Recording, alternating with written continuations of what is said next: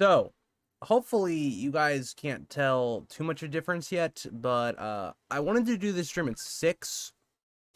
Wasn't able to. I didn't think I was going to get my new mic in until, tomorrow. So I was not exactly ready.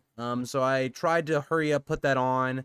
Hopefully it doesn't sound any worse than it did before. Hopefully, if at least it's on the same amount of quality. I haven't really had any time to mess around with settings and all that stuff. So hopefully it sounds at least okay for the stream. I'm going to try to fix it for next week's streams and recordings. So let me know how I sound. Any feedback would be great on that. Hi, Bill. Hi, Mar. Also, this is going to be very casual. We're going to just kind of talk about the chapter as a whole. Usually the way I do these streams, I have like a note sheet that I use when I did the recording, and I just go from there. And we kind of just go notes and all that. I didn't actually do that for the Dany recording. Maybe that's why it was so long, because I was reading the book and then I would read a page and then record like the segment for that page.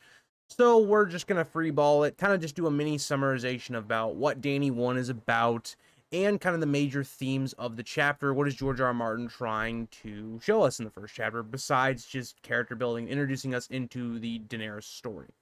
Hi Huxler, by the way, how are you as well? Also, stream is also a little late because I had work in the morning. I usually don't have morning shifts. I usually have nighttime shifts, but that was a little bit of a switch up. Hi Young Wolf. Anybody in chat, let me know how my mic sounds. I got a new one, and yeah. Also, there is a fan blowing on my bed, so I actually have two fans. I have my ceiling fan, and I have a fan here. So watch. If I turn off this one, it'll probably stop. Bam. Fan is not blowing anymore. But let me know on the mic situation. Let me know if it sounds okay, because I will have to adjust it after the stream.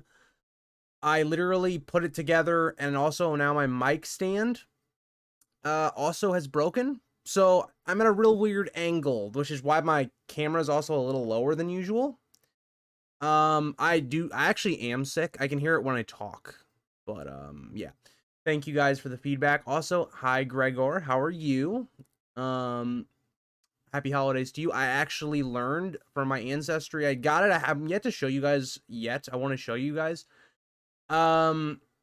But I actually have about 33% of me is German, so that's a little interesting. But yeah. I watched Quietly So Tired. Fair enough, Kong. So I'm at the end of a Clash of Kings, and I'm so confused with the Daenerys spot. What the fuck was the whole House of the Undying about? All the Karth chatters feel so out of place to me. So I will say, as we kind of get, maybe not, because it's gonna be a while before we get into a Clash of Kings, but I think Dany's weakest book is a Clash of Kings. I don't know if that's a hot taker or not, but she, in my opinion, just feels very boring, and she just feels like kind of a side plot away from the main stuff going on with the War of the Five Kings. And I think the House of the Undying is a fantastic chapter with her and all the visions she's getting, the amount of foreshadowing going on that people still are making theories based off of. So it's a really great chapter, but it's one of those things where I think everything around it's not great for Dany. Already halfway to 2.5k subscribers. Yes, thank you for all the support as always, guys. I will say I'm not going to focus on answering questions as much in this stream, because it is supposed to be for like people that just want to, a quick catch up on the chapter. But Mar asks, what will happen to the Bolton Dreadfort after their death? Will it be demolished, or will it be given to someone? I think it'll probably be demolished, personally. Do you have any dogs or cats? If so, you should do the answer test for them to find out all their breeds. Interesting. I didn't even know that they did that, but I do have one cat who's pretty old. But let's look at Dany 1. So Dany 1, what is kind of the main purpose? What is going on? So plot-wise, what we see in Dany 1 is Daenerys is kind of getting dressed up, and she's really being more or less sold to the Dothraki. Now, it's not really used in the way of sold terminology. It's more like it's a gift, more or less. And what this is kind of being used as is the Dothraki culture is something where they don't really trade. They don't really do things like that. They do things as in, we give you a gift, and then the Dothraki or the Cows specifically will give you a gift back in return at some point. That's usually how their kind of system works. Um, and Viserys really doesn't understand that. So the idea here is Varys really doesn't understand who he's dealing with, for one, and he's selling his sister to them in hopes of getting their army and conquering Westeros. So the whole chapter really is revolving around Daenerys and this meeting she's going to have with Drogo. Funny enough, we don't actually see the meeting of her and Drogo in this chapter. It's really where Drogo, starts walking up and the chapter preemptively ends. I thought it's a really weird chapter where it's kind of building to the moment, and then when you get to the moment, it kind of stops. And I really do like this chapter, as I've been doing a ranking so far, because I want to do a video when I finally finish all of the chapters for a Game of Thrones. I want to have them all ranked from, I don't even know how many chapters are in a Game of Thrones, but 1 to the bottom. And right now, Dany 1 is actually my favorite of the first 4. It just has a very weird ending. But outside of that whole plot, we have other things going on to develop relationships. So, for instance, Daenerys and Viserys are the focal point of this chapter. So, as we looked at with maybe Bran's first chapter, where the whole chapter is really about establishing Robb and Jon's dynamic, a little bit of Ned as well in there as well, but this chapter heavily focuses on how different Dany and Viserys are, where Dany is someone that kind of sees the world in much more of a realist light, where Viserys at times, because at sometimes he's like, he understands what's going on, but at other times he's living in this fantasy world where he thinks, for instance, the Dothraki will just cross the sea for him. It's just not how their culture works, and he is constantly thinking he's better than everyone else, which is a common Targaryen trait. So you can't specifically fault Viserys for this. It's kind of how he was raised, and that's just how his family has gone. But to this point, it makes him overlook people like Khal Drogo, and Viserys thinks he can use Khal and manipulate him, and it's just not really what's going to happen. And so we see Daenerys this entire time is kind of always questioning in her head about that idea. And we see the abuse Daenerys has gone through and how her dynamic with Viserys is not good. It's very much an abusive relationship, and there's a lot going on there that we're going to talk about tomorrow with Viserys. I'm doing a video on him tomorrow, just breaking down his life and who he was as a person. But Viserys is a person that, when you look at his past, right, he leaves King's Landing at the age of 8. He really doesn't see his father in his worst lights, because his mother, Rhaella, was kind of trying to keep him away from that as much as possible, right? And when you also think about the idea that Rhaella could never see Viserys one-on-one, she always had to have someone with her to see her son, which is, it paints how dysfunctional Viserys' family was at such a young age.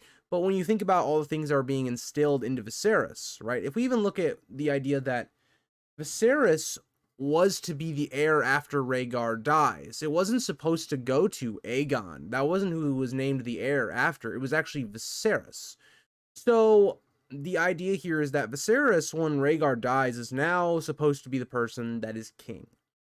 And once the rest of his family dies, and he has to go on the run, constantly thinking people are at their throats, it paints an interesting character where Viserys has the entire pressure of the Targaryen dynasty squarely on his shoulders, and he's constantly betrayed after this point where his servants steal from him, and people more or less try to use him, where they're like, yeah, they're giving him and Dany shelter, but it's for their own gain. And it's one of those things where Viserys struggles with a lot of these things, and looking at how young he is at this point, it paints and puts a little bit more as to why Viserys is the person that he is and why he feels so entitled to things when we come into the main story, and why he kind of treats Daenerys the way he does. He also really never forgives Daenerys because of his mother dying in childbirth. So we have another similar parallel between Dany, her mother dying on her birth, and Tyrion. So you have the Cersei kind of thing here with Viserys. It's an interesting parallel that we see between two different sets of characters, but they both kind of have the same effect on both of these characters. Before we get in deeper, I want to read chat a little bit. It's surreal to witness the growth of the channel, especially because I found it when it was just over 1K. Yep. I mean, I'm just glad we're building the community, and there's a lot more people that I think can build on these discussions and things, that it's not just me giving my opinions. It's much more than that in like comment sections and stuff, but it is really cool to see. What is the news about the Jon Snow series, and will Sophie Turner and Macy Williams participate in it? I personally, Mar, don't know much about the Snow series. I'm not particularly interested in it. I will probably do a little bit more research into it when it gets closer to actually being released, or there's some sort of trailer. But as of right now, I don't think either of those characters have been linked to the show yet, so I am not sure on that, Mar.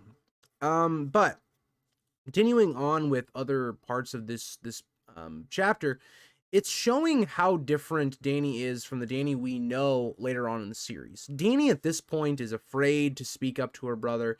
She's afraid to be her own person. And she very much at this point really just wants to have a home of security and not have to be on the run constantly. She doesn't want to be this Targaryen princess she's being dressed up to be in this chapter. And that's really her common theme throughout. We have some very famous, like, kind of lines and stuff where Dany's like, I want to go home, and Viserys is like, well, how are we going to go home without, an army? And it paints how different Daenerys and Viserys are, where Viserys views home as Westeros and King's Landing and Dragonstone, and Daenerys never knew those places. Daenerys just wants somewhere where she can call home. And that's something we see as a common theme throughout her entire story arc, whether that be with her later on when she's mentioning the House of the Red Door. It's constantly this feeling of Daenerys wants a home. And I think that would be an interesting ending if Daenerys did get a good ending where she just got to live out her days not being queen or any of those things. And it's an interesting idea with Daenerys, and George definitely elaborates on that quite a lot in this chapter alone. Now, a couple other things we learn kind of for the first time in this chapter is the idea of how did the Targaryens fall from grace? Where we've only got hints of it up to this point, right? So Catelyn mentions that Robert Baratheon took the throne, and some other certain things that we see in Catelyn's first POV chapter, but it's not really fully elaborated on. It's just kind of teased. It's teased for this chapter to finally elaborate and get more of it, because what this chapter also does that's really interesting for the next chapter is the next chapter is going to be Ned 1. And Ned 1, most of it is really a conversation between Ned and Robert, where they're in the crypts and they're talking about Lyanna and the events of Robert's Rebellion. So it's a good idea to bring in two different perspectives of how things happened. We introduce really the Targaryen point of view first, and then Robert's point of view second. It's a very interesting way that George bounces that idea, and I think Dany's first chapter was placed perfectly, because we learn a lot of things here. We learn that the Kingslayer, Jaime Lannister, killed Aerys, and Viserys paints it as being a very dishonorable light and that he should have been killed. And we even see that sentiment from Ned as well, as we'll find out a little bit later. But we find those things out. We find that Robert killed Rhaegar at the Trident, and how Viserys constantly is almost fantasizing about being at the Trident and avenging Rhaegar. So there's a lot of information that's dropped here that makes the Targaryens feel very sympathetic. Now, Viserys as a character is someone we're not supposed to like. I think that's made very apparent. and he's not someone I personally like. But I think Viserys is an interesting character when you look at everything that surrounds how he became this despicable person. He's someone that I think is very similar to Joffrey, but I think toned down a little. I think Joffrey's a bit more of a psychopath. I think Viserys has much more character motivation that leads him down that path, which is something that I think is very interesting about Viserys. And really, that is a lot of what this chapter is about, right? This chapter is really about establishing the fallout of Robert's rebellion, about establishing who Daenerys is at this point. She's a timid, kind of scared girl at this point. Establishing who Viserys is, this entitled, abusive older brother to Daenerys. And also establishing another element to the story. And again, it's very interesting that this element of the story is brought up now, right before Ned's first chapter. We see that Magister Illyrio very much knows how to manipulate and use his words to manipulate Viserys. Something that's very interesting that we see is this is the first time we're really being introduced into how the Game of Thrones politics work, where this is used quite a lot. It's not just Illyrio that does this. There's characters like Varys that do this, Littlefinger that, can use their words, even Renly to a degree when we get into King's Landing later on in this book. There's kind of this idea that it's being introduced here, right before Ned's first chapter. And right before we start to really see Robert's perspective into what's going on in King's Landing and how he needs Ned to help him. And all of that. Also, I don't know who those people are, Kong, but you're probably right on that sentiment. But that is a big idea here that's presented quite early on. And it's interesting that Daenerys kind of reads this manipulation more than Viserys does. There's a point in this chapter where Illyrio is basically like smirking and laughing at Viserys, like right to his face, and Viserys is too busy like fantasizing about the trident and about killing Robert. It's so interesting the way Daenerys, at such a young age, she's I believe 13 at this point, can see a bit more of what Illyrio's doing than even Viserys can. So there's again this massive idea that Daenerys and Viserys to a degree has also had to do this, have had to grow up much quicker than a normal person should at this age. Where again, Daenerys constantly wants to be a child. She wants to be able to experience a normal life. There's this part in the chapter where she's kind of looking out of a window, and she is kind of listening to all these children playing, and she wishes that could be her at this point. It really does show how these characters have had to grow up much quicker than they ever should have. And this goes the same for Robb. When you think about when we go back to the Stark plot line, it's a very similar idea. And this book is really about all of our characters outside of like the Ned plot, right? We have a lot of characters that are coming to age. This is their book where they have to grow up, where they have to take on responsibilities that maybe they're not ready for. And that's especially clear with characters like Jon, Robb, and Daenerys. Those are the three main ones. Arya, also, I guess you could argue Sansa, but Sansa really stays a child and doesn't really learn for quite a while, even past this book. So I wouldn't throw her in there, but I would say definitely Arya, Jon, Robb, and Daenerys are some of our major like character growth characters within this book, even though we don't even see Robb as a POV. But that is really the essence of this chapter. It is a culmination of introductions, building up character divisions, and this all culminates to the end of the chapter when we get to this kind of meeting. So Daenerys has kind of been all dolled up, and she's being presented to be very beautiful or whatever for Drogo. And what I think is interesting here is the way Viserys flips on his ideologies because he senses that he can gain something.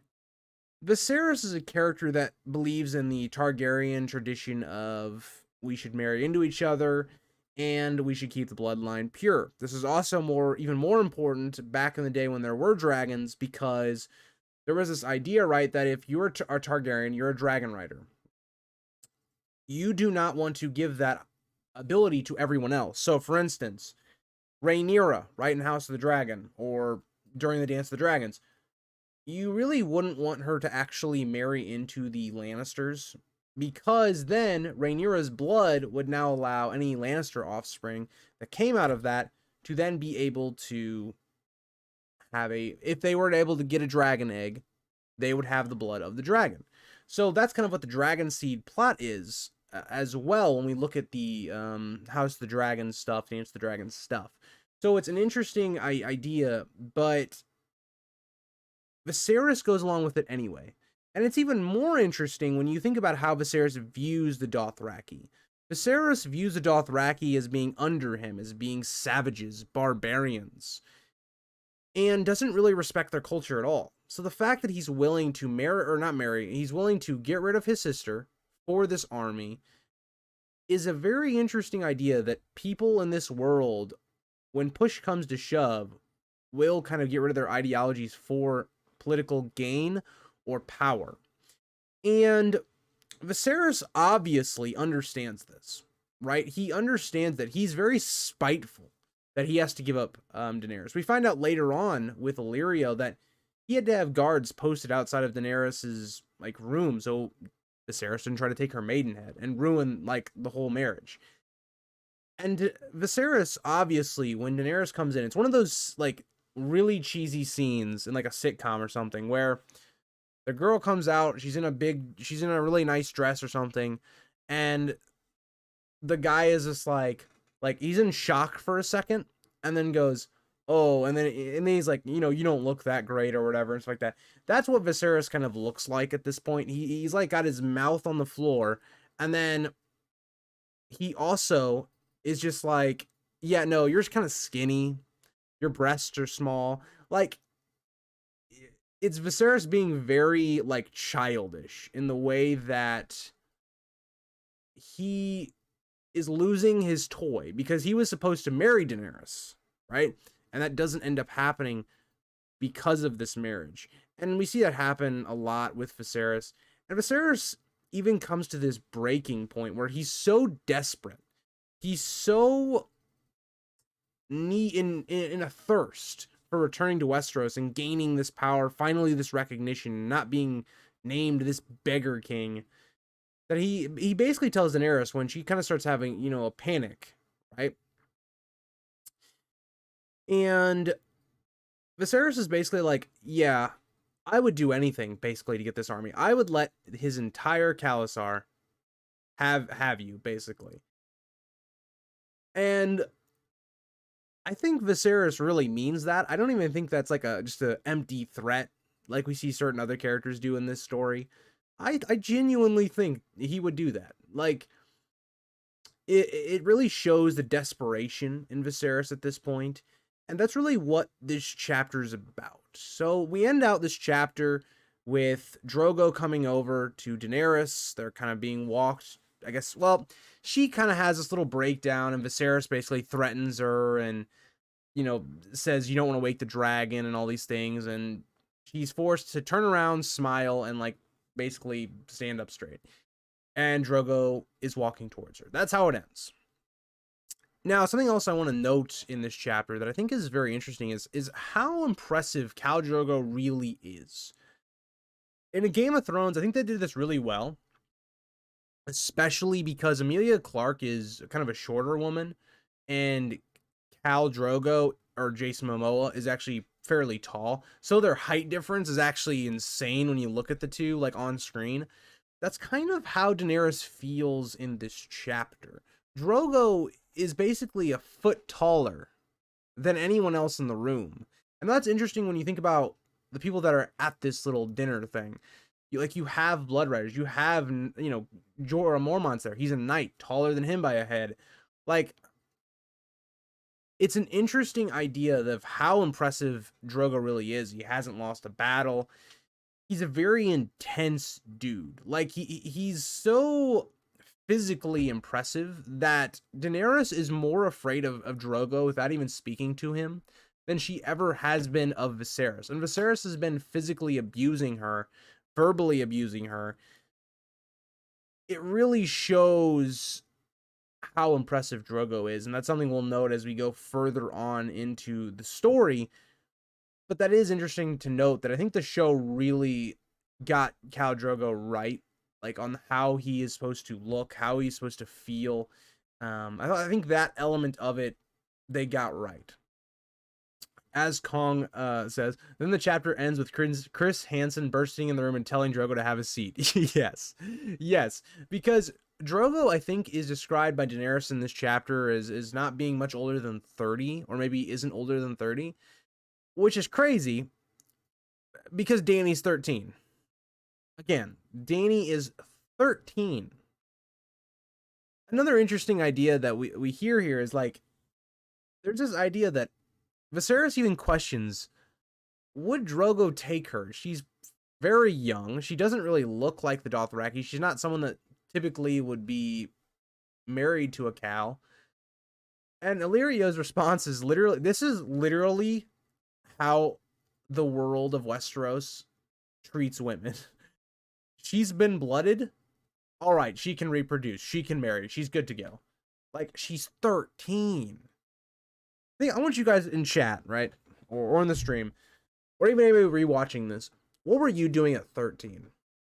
Like, I can tell you what I was doing at 13. Okay? At 13, right? I was still, like, getting into video games. 13, what grade is that? That's like 16. I was literally in 7th grade, I think. Like, could you imagine someone's like, oh yeah, you're gonna get wedded. That's craziness to me. Like, when I was in 7th grade, I didn't even care about women at all. So, very weird times. Very weird. It shows you how different the world once was, because this isn't just Westeros. Like, this was just our own history in the past. Like, this is just how they used to treat women, and it's kind of crazy. But yes, young wolf, you're right. She is old for a highborn maiden in Westeros. That's the other thing, is that a lot of women, like, or girls, are already betrothed at such a young age. Like, they're already betrothed. Like, maybe they don't get married, but they already know who they're gonna marry from like age like 5, or even, a little older, but maybe like around there. Olivia says Minecraft. Exactly.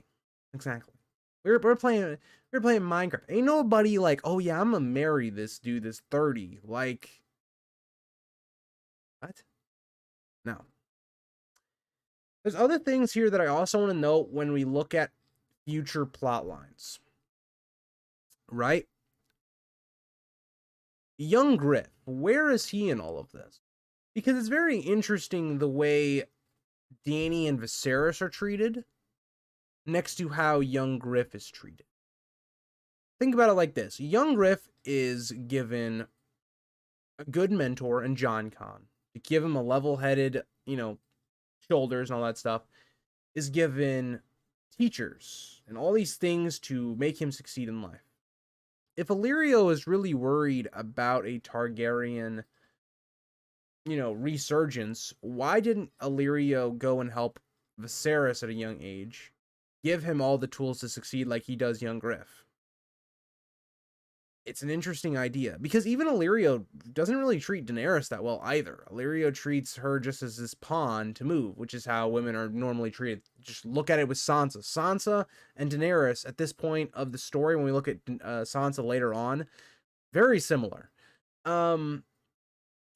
It's this whole idea that really what Viserys and Daenerys were to Illyrio was kind of this idea of a gamble, where Illyrio is kind of like, oh, if Viserys somehow manages to get the Dothraki to Westeros, it's going to make everyone, it's going to be a chaos fest going on in Westeros, and then here comes young Griff, he can then sweep by and take the kingdoms.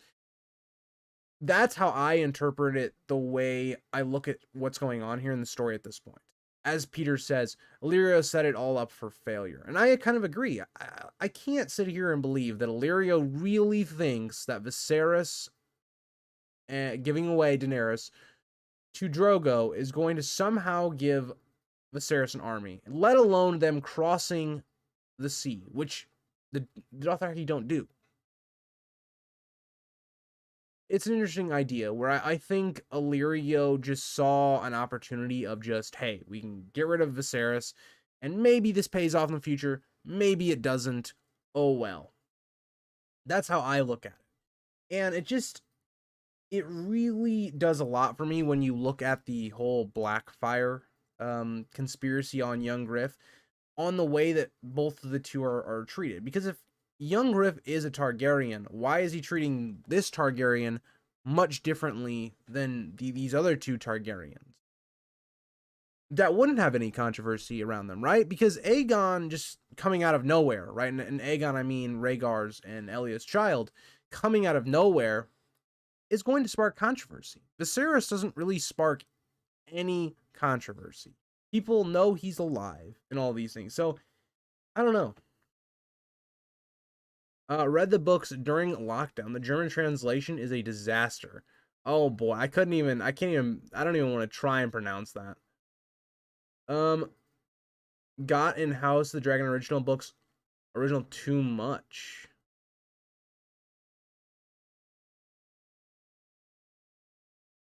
Gregor, what does that mean? I'm struggling to say mean what that's, or try to figure out what that means. Broken child with a bad upbringing. Agreed. It's the same thing of Joffrey, where when you look at Joffrey's parents, Robert didn't give him any attention or was not a father figure to him at all. And Joffrey was constantly seeking Robert's approval, which led him to try to appease to Robert's violent side. Doesn't work, and it also gives him bad habits. Makes sense, Gregor. Okay. And you look at Joffrey's mother, who was very protective. Cersei is just a bad human being in general. It's interesting the way parents heavily influence how a child is going to come up. You look at Ned and Sansa, or not Sansa, Ned and Catelyn, for instance. A lot of their children come out kind of right, because they are more or less good parents. It's an interesting idea when you look at how impactful parents are. Bro, do you think Jon Snow will kill Dany in the books? If he does, I'd be a little upset. I want a different ending. So, I don't know. It depends. Because, like, my thing is, the show went the route of Johnny and Dany had a romance. But I don't know how that would work in the books, because there's not going to be a lot of time for them to have a romance. If you think about where I think Jon is going to be by the end of Winds and how he gets there, I think he will just be arriving to the neck. And this is all while Daenerys has just now gotten to Westeros, or is on the way. So, if we're going to have some sort of relationship that makes Jon Snow killing Dany make sense, they have to develop a relationship within, half a book, maybe? I don't know. I think Dany has much more going on that I think trying to fit a relationship in there doesn't really work. So do I think Dany is killed by Jon Snow? I don't know. I could see it happening if she goes Mad Queen and Jon has to be the one to do it. But I think it's equally as likely that Arya does it, whether that's the Faceless Men giving her that mission. That's why she's able to go back to Westeros. I don't know. I think there's a lot of opportunities for people to kill Dany. Maybe Dany is killed to do the Azor Ahai prophecy and all that. Maybe that could be possible. I'm not sure, though. That was a good question, though. I think the book will end with nobody is happy and everyone dead. Very possible. I don't think there will be a lot of people that are happy by the end of this story, but it's just kind of how the story goes. So that is my wrapped up summary. It wasn't exactly quick, but that's because I had a lot I wanted to talk about in this just chapter. It's a very impactful chapter. It's my favorite of the first 4. Will it get topped? by next chapter? I don't know yet. I've read the next chapter over, and it's kind of a toss up for me. I really like both, but I don't know. So let me know what you guys think about Dany 1, and I will see you guys all either on Monday for our next stream, or I will see you tomorrow talking about Viserys the Beggar King. Thank you guys all for that joined in on the stream and participated and watched me, talk about this stuff. Hopefully, I will have my mic in a better position. I'll give you a little sneak peek of how my mic situation is right now. So, as you can tell, my mic is not even really on a stand, right? It's basically just sitting on my desk because the mic stand itself is bent like that, because that's the only way I can get it to sit in, because the actual hole that the mic stand goes into is like bent now because of so much use. I don't know. I mean, it's a rough one. I don't know. Hopefully I can get a new mic stand for next stream. That'd be great, but we'll see. I'd like to see Jon Snow and Lady Stoneheart meet up. That'd be interesting. How do you think that would turn out? Personally, I don't think they're going to meet. But if they did meet, I think Lady Stoneheart would still be very spiteful and angry towards Jon. I don't think because Robb names him his heir that really changes anything. I think if anything, Lady Stoneheart would very begrudgingly give him the crown and would just kind of then leave. I think that's how that would go. She wants the red door, but sadly I think that the red door never existed, much like the green light in Great Gatsby. I personally think the red door was just to see Lord of Bravos' house, but maybe not. I don't know. I know a lot of people have different theories. I know Preston Jacobs has a very elaborate theory on it. I don't know. I tend to just think that that was in Bravos, like it was stated. But I don't know. Let me know what you guys think on that one as well. But thank you guys all for watching.